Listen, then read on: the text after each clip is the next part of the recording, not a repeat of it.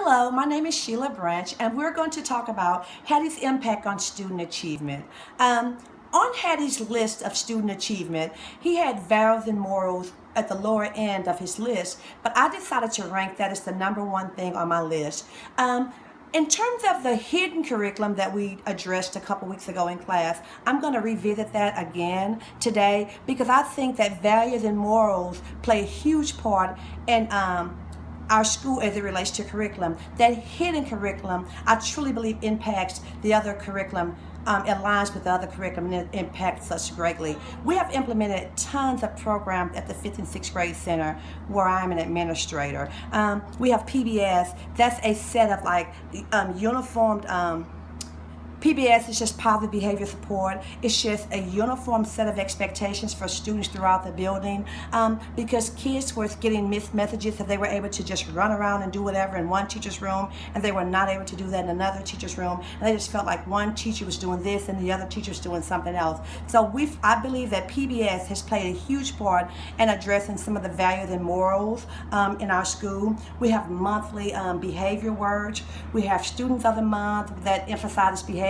We have several programs in place. We have random acts of kindness. We are always doing things to address morals and climate and everything in our building, because I believe holistically that the hidden curriculum and these values and morals impact education a lot greater than what we believe. And then in terms of after I leave the hidden curriculum, the first thing I'm going to talk about is vocabulary. Most of the students struggle with vocabulary. It's not that they don't understand the material, it's just that they don't have enough exposure to the vocabulary that they have to be introduced to now. And we rank really low. So at the 5th and 6th grade center, we are always doing things to encourage a lot of repetition, a lot of experiences with vocabulary, and a lot of usage of vocabulary so students can be successful with their standards, with everyday life, and so that they can hold meaningful conversations and things like that. So vocabulary was really high on his list, and I'm going to keep that one high on my list. I really agree with the vocabulary.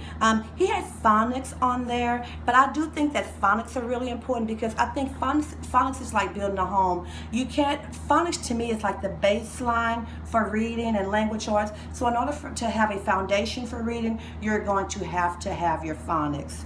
He also had a lot of repetition with reading really high on his list, and I agree with that as well because I think that reading is the forefront of most things that we do with our curriculum today. It is responsible for social studies, your comprehension, and just everything. So I think reading is going to stay really high on our list.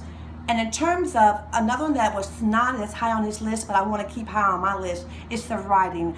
I really don't think that we do enough with writing. When I was in elementary school, when I was an elementary teacher, we did a lot of your four-square writing, and we're not doing enough of that right now. I think that we emphasize technology a lot, but I think one of the disadvantages to that is that we do not write enough. So I'm going to put writing really high on my list, and I can go on and on. I really enjoyed the list of the impact of Hattie's learning on student achievement.